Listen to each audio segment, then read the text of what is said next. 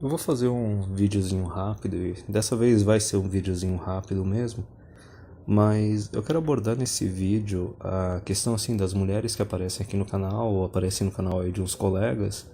Primeiramente a gente tem aquelas que aparecem pagando de Maria Exceção, certo? Pagando de unicórnio, fazendo que, não, ela valoriza os homens, ela é diferente, isso e aquilo.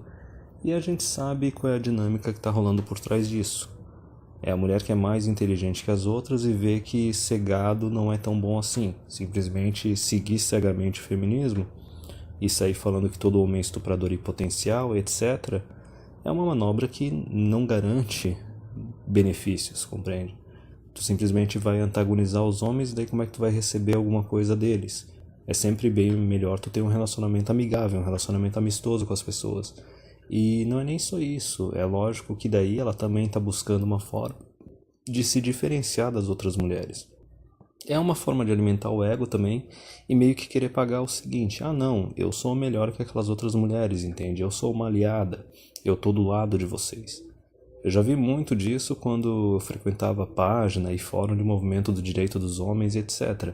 É lógico que na parte assim de MGTOW elas já vão chegar aqui sempre bem mais agressivas, porque a gente está discutindo aqui até questões de, por exemplo, de tirar direitos das mulheres ou de tirar as mulheres das nossas vidas. Então já é algo bem mais grave, elas já se sentem bem mais ameaçadas nisso. Mas enfim, tá, já cortei a questão das supostas aliadas, das Marias Exceção, mas também tem outra questão, tem aquelas que chegam no canal e elas ou não entendem ou se recusam a entender estatística e entender generalização. Qualquer generalização é, não, tu é extremista, tu é misógino, escambau, tipo besteira. E todo mundo que insinua qualquer coisa de misoginia ou de ódio a mulheres ou ódio a homens, não sei o que, aqui no canal eu já saio cortando. Mas enfim, eu até mesmo no canal já falei várias vezes que se tu pega a população feminina, lógico, se tu tá aí analisando milhares, centenas de milhares de pessoas, milhões de pessoas, tu vai ter que fazer generalizações, porque tu vai pegar a regra, a maioria, tu vai pegar a estatística. E eu mesmo já falei aqui no canal várias vezes que, por exemplo, da toda a população feminina, a gente tem 20% ali que são as mulheres que são realmente independentes. Tem a carreira dela, o estudo dela, o salário dela não depende de família, não depende de marido, namorado, etc. Desses 20%, a gente tem 5% que competem de igual para igual com os homens fisicamente e também intelectualmente. Mas e os outros 80%, que ou são dependentes de marido, ou de namorado, ou de familiares, ou até mesmo do governo? É a generalização? É a maioria? É a regra? Certo? A própria exceção simplesmente comprova a regra. E daí nesse caso tem outra coisa também para ser abordada, que é o seguinte: até mesmo aquelas mulheres assim que chegam e falam, não, mas eu valorizo os homens na minha vida, eu não sacaneio eles, eu não vou sacanear eles, nem nada disso. Digamos a mulher que não vai usar a lei feminista para detonar com o namorado ou para detonar com o marido. Se for pegar estatisticamente, essas mulheres também são minoria, também são exceção. Eu não lembro qual que é a estatística, eu acho que é 70 ou 80% dos divórcios são iniciados pelas mulheres. E outra estatística que eu vi nos últimos tempos é que quando a mulher ela tem ensino superior, a chance de ela ser quem vai iniciar o divórcio sobe para 90%. Então veja bem, até mesmo essas mulheres que falam que elas não ferrariam com o marido ou com o namorado, e vamos supor que a gente acredite nelas, ok? Elas são minoria da minoria. Estatística, generalização, já comprova que elas são minoria. Então até mesmo para essas mulheres, veja bem, até mesmo para elas, a conta do feminismo já chegou para elas. Porque vê aí, tu tem uma maioria de mulheres que são dependentes, que usam as leis feministas para ferrar com os companheiros, e daí digamos que essa mulher ela é independente, ela é honesta, ela jura de pé junto que ela jamais vai ferrar com um homem. O que ela pode fazer para provar que ela é diferente? Para fazer o homem confiar, acreditar nela? Não tem nada que possa ser feito nesse caso. Ainda mais com as leis atuais e com agora essa perspectiva que a gente tem de as leis elas estarem piorando cada vez mais. Então, veja bem, o homem já está pagando a conta do feminismo desde a década de 60, 70. Só que agora, finalmente, nos últimos 10 anos, algumas mulheres começaram a pagar a conta, e conforme os homens forem abandonando paternidade e casamento e qualquer tipo de relacionamento com mulher que possa gerar um vínculo legal, elas vão ser cada vez mais prejudicadas ainda. Só que, ok, eu já falei dessa questão das mulheres na minoria, né, do 20% de mulheres independentes e 5% de mulheres que têm a mesma capacidade que os homens. Já tirei essa parte a limpo, até mesmo as mulheres que chegam aqui se comportando que nem aliadas e as que chegam aqui só metendo pau. Vamos falar a respeito dessas mulheres que chegam aqui só metendo pau e que se recusam a entender generalizações e estatística. Por que quando tu tem alguma comunidade, algum ambiente, algum local, onde alguém começa a falar assim, todos os homens são iguais, todos os homens são estupradores em potencial, todos os homens são violentos, por que não é uma quantidade tão grande assim em comparação com as mulheres de homens que chegam lá metendo pau? Porque o homem ele já tem uma visão mais individualista dele mesmo. Ele reconhece que quando fala um negócio desse, estão falando dos outros homens, não estão falando de mim. Eu sou um indivíduo, né? O homem ele tem aquela mentalidade, não, eu sou um indivíduo que não comete essas coisas e o justo não tem que pagar pelo injusto. Eu não tenho que ser responsabilizado ou culpado pelo que uns outros loucos estão fazendo aí. E até mesmo se a gente for pegar essa parte aí do argumento de todo homem é estuprador em potencial ou violento, a gente tem que ver o seguinte, qual é o percentual de homens que batem em mulher ou estupram mulher? É menos de 1%? É menos de 0,1%? É menos de 0,001%? Compreende? Então, olha a comparação. Quando eu digo assim das mulheres que são dependentes, a gente está falando de uma generalização e de uma parte estatística comprovada. Se tu for pegar dados de imposto de renda do IBGE, comprovadamente a maior parte das mulheres são dependentes. Só que quando a gente fala isso, a gente está sendo misógino, a gente está generalizando. Não, tem dados para comprovar isso, certo? Agora, quando chegam e falam, não, mas todo homem é estuprador em potencial, é violento, não sei o que, os dados também comprovam que é uma minoria de uma minoria, certo? Só que daí tu não pode rebater isso, e até os homens não vão lá rebater isso tanto. Como eu falei, porque o homem ele tem uma visão mais individualista dele. Ele consegue ver que esses outros caras são outros, não é ele. Cada homem tem a sua imagem, cada homem tem o seu valor. Mas por que para as mulheres, toda vez que falam alguma coisa de mulheres como um coletivo, independente de ser generalização ou não ser, por que elas chegam já metendo pau? É muito simples. As mulheres elas têm uma visão coletivista.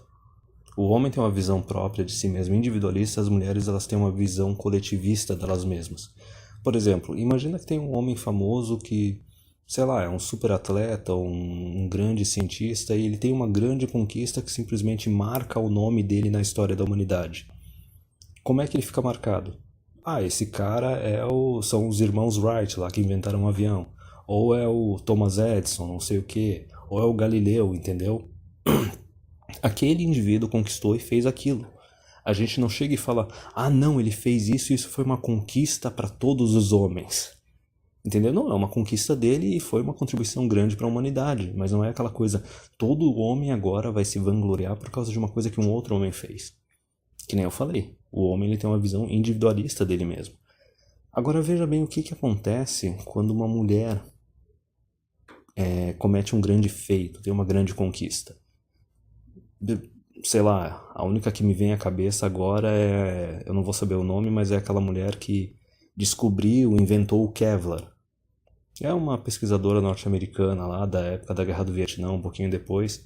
E daí a gente pode pegar também aquela lá da radiação, que trabalhava junto com o marido, fez umas pesquisas assim de descoberta do átomo e tal. É Marie Curie, acho que é. Morreu de câncer, etc. Mas enfim, quando ocorre isso, as mulheres, elas vai ver qualquer blogzinho feminista, etc. Não, isso foi uma grande conquista para todas as mulheres, entendeu?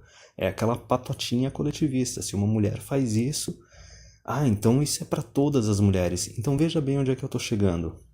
Se, quando tem uma mulher que conquista algo, que marca o nome dela na história, isso é coletivizado para ser algo que, meu Deus, é uma conquista de todas as mulheres, porque elas têm uma mentalidade coletivista, O mesmo ocorre quando tem uma mulher que faz algo gravíssimo, entendeu? Vamos pensar numa coisa mais absurda, uma mulher pedófila, ou uma mulher que matou o próprio filho, ou matou o marido. Por que quando acontece isso, aí não pode ser coletivizado, não pode ser, não, toda mulher é uma infanticida em potencial, certo? Toda mulher é uma assassina em potencial. Não, o negócio tem que ser abafado, o negócio tem que ser coberto. O pessoal tem que ir atrás e tem que falar, não, mas ela fez isso porque ela era louca, ou porque ela foi abusada. Porque, veja bem, quando o homem ele tem um grande feito positivo, aquela conquista é só dele. Não é puxado para ser uma conquista de todos os homens. Quando o homem faz algo muito absurdo, aquilo ali foi aquele homem que fez algo muito absurdo. Por mais que as feministas agora querem puxar, né, para tudo quanto é caso de homem que faz atrocidade, não, agora todos os homens têm que ser oprimidos, limitados e punidos por causa desse cara que fez isso, porque elas têm visão coletivista. Mas veja bem, no caso das mulheres, quando uma mulher conquista algo, faz algo muito positivo, isso é algo coletivo para todas as mulheres. Só que daí, da mesma forma, quando uma mulher faz algo grave, gravíssimo, não, tem que ser acobertado, porque lógico, na cabeça delas, isso também é algo coletivo. E se for algo negativo, tem que ser acobertado, tem que ser censurado, tem que ser proibido dos outros verem. E agora eu vou chegar no cerne da questão desse vídeo. Por que os homens operam de uma forma individualista e por que as mulheres operam de uma forma coletivista? É muito simples. O homem, ele é independente. Ele não tem a opção de ficar dependendo indefinidamente dos pais. Ele não tem a opção de ficar dependendo do Estado. E ele muito menos tem a opção de ficar dependendo de uma namorada ou de uma esposa. Os pais, uma hora, eles vão deixar, filhão, ou vai ou racha, se vira. O Estado, vai ver o cara se tornar morador de rua e não tá nem aí. A mulher, a hora que o cara ficar desempregado muito tempo, ou a mulher conquistar um cargo profissional, um salário acima dele, o cara tá correndo o risco de tomar um divórcio, tomar um pé na bunda. Então o homem, ele tem noção que o valor dele é individual. Ele tem o valor individual dele, ele tem as conquistas dele, e ele tem que cuidar de si mesmo, porque senão ninguém vai cuidar dele. Certo? Os pais não vão cuidar dele indefinidamente, o Estado não vai cuidar dele, e muito menos a companheira dele vai cuidar dele. No caso da mulher, é diferente. Os pais, eles custam muito mais a deixar uma filha se virar sozinha. Eles cuidam bem mais da filha. Quem tem irmãs deve ter percebido isso. Que os pais, eles cuidaram muito mais da irmã do que cuidaram dele. Nesse caso eu estou falando de homens. O Estado vai ver a quantidade de benefícios de lei que tem exclusiva só para a mulher. Então o Estado também vai cuidar das mulheres. Porque uma mulher moradora de rua, meu Deus, é uma atrocidade. Que nem tem aquela estatística, né? Que dizia que 1 em cada 4 moradores de rua eram mulheres. É porque os outros 3 eram alienígenas, sabe? Simplesmente dane-se. E a mulher também, ela tem a opção de ficar sendo sustentada, cuidada pelo namorado ou pelo marido. Independente dela ficar desempregada ou ter um salário abaixo dele, o homem não se importa de cuidar da mulher. Então veja bem, o homem, ele tem uma visão individualista, ele sabe que ele tem que cuidar de si mesmo, porque senão ninguém vai cuidar dele. A mulher, ela tem uma visão coletivista e ela sabe que tem alguém que vai cuidar dela. Só que aí é que está a questão, por que elas têm uma visão feminina coletivista?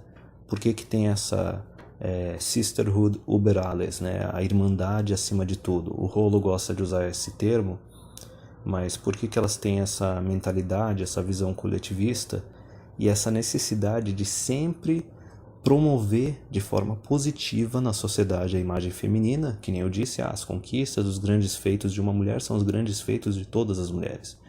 E querer esconder, abafar, censurar quando uma mulher comete uma atrocidade. É muito simples. Mesmo que seja só inconscientemente ou instintivamente, elas sabem que na sociedade elas são dependentes. Que nem eu disse, são dependentes da família, né, dos pais, ou dependentes do parceiro, ou dependentes do governo. Só que para uma pessoa continuar sendo dependente, essa pessoa tem que ter uma imagem positiva, os outros têm que estar dispostos a cuidar e sustentar essa pessoa. Então veja bem, É por isso que as mulheres elas querem preservar a imagem feminina o máximo possível, porque isso é uma questão de sobrevivência. A sobrevivência delas, o bem-estar delas depende disso. É só quando tu tem uma imagem positiva das mulheres é que tu vai ter governo cuidando das mulheres, tu vai ter família cuidando das mulheres, tu vai ter homens cuidando das mulheres. Então isso para elas é uma questão de sobrevivência, é uma questão prioritária. É por isso que elas têm essa mentalidade coletivista e elas querem promover e preservar a imagem feminina na sociedade o máximo possível. Mas então, vamos pegar numa visão de longo prazo e vamos analisar o que aconteceu. Acho que, digamos assim, desde a segunda onda feminista, né, década de 60, 70. Então vamos analisar aí o que aconteceu nos últimos 60 anos. Vamos lá. Um monte de mulher destruindo a própria imagem, essa cultura absurda de promiscuidade, esse negócio de agora querer normalizar adultério, normalizar cucagem, compreende? E ainda do outro lado tu tem um monte de lei misândrica sendo implementada, negócio piorando cada vez mais. Então veja bem só o que aconteceu. Na parte dos pais, eu acho que os pais meio que continuam cuidando das filhas. Eu acho que talvez um pouco menos do que cuidavam antes, mas continuam cuidando. Só que tu já consegue ver que os homens já não estão mais dispostos a cuidar tanto de mulher, proteger tanto a mulher e prover tanto para a mulher. Isso está relacionado à misandria na sociedade. Isso está relacionado a leis feministas que ferram com o homem. Isso está relacionado também com as próprias mulheres. Eu não estou falando, estão fazendo campanha contra a imagem das mulheres. Não, as próprias mulheres se comportando de forma não respeitável, se comportando de forma degenerada e detonando com a própria imagem delas. Então não só os homens assim não vão estar tão dispostos a proteger e prover para elas, como talvez até vão começar a querer se afastar delas. Que é algo que está acontecendo, quem está frequentando esse canal está vendo isso. E daí a gente tem mais uma outra questão. O governo continua provendo e defendendo os interesses delas. Só que, é que nem eu falei já algumas vezes, o governo ele é filha da mãe, ele não é trouxa. Conforme a taxa de natalidade, por exemplo, aqui do Brasil continuar caindo, vai chegar um momento que a mulherada também vai ser abandonada pelo governo. E nesse ponto, como o governo ele é filha da mãe, ele não tem essa parte assim de valores, ele não está nem aí se a imagem da mulher na sociedade é positiva ou negativa. Simplesmente o papel da mulher para o governo é se reproduzir e gerar mais escravos. E também servir como curral eleitoral para aumentar ainda mais o tamanho do Estado, tornar ele cada vez mais invasivo e mais socialista, né? Mas veja bem, nos outros pontos de homens provendo e protegendo para as mulheres e de familiares cuidando de mulheres, tu já começa a ver que gradativamente as mulheres elas foram sendo abandonadas, conforme elas mesmas foram destruindo a própria imagem. E não só isso, né? Tentando agir politicamente para ferrar, dominar e controlar cada vez mais os homens através de leis feministas. Então, por fim, lógico, tem aí o feminismo no meio, essa expansão do feminismo na sociedade, o aumento da misandria. Só que na questão da imagem feminina, é por isso que a imagem feminina para elas é tão importante. É por isso que elas custam a entender generalizações, é por isso que elas custam a entender a parte também de estatística. Porque para elas isso é uma questão de bem-estar, isso é uma questão de sobrevivência. O bem-estar e a sobrevivência de uma mulher depende da imagem que as mulheres têm na sociedade. E não é tanto assim a imagem individual, porque elas coletivamente elas são dependentes. Conforme eu já expliquei, vai ser dependente do Estado, de familiares ou de um homem. Então, para ter pessoas que estão dispostas a cuidar e proteger as mulheres, elas têm que ter uma imagem positiva na sociedade, diferente do homem. O homem é independente, ele reconhece que ele é um indivíduo, que os outros são outros indivíduos, e ele não tem por que se responsabilizar ou se sentir culpado pelo que os outros fazem. Tem uma mentalidade mais individualista. Já para a mulher, a história é outra. Não dá para separar. Porque, como eu falei, é uma questão de sobrevivência. E a hora que a imagem da mulher começa a ficar negativa demais, aí é aquele negócio, é meio que nem Chapolin, né? Ó, e agora quem poderá me defender?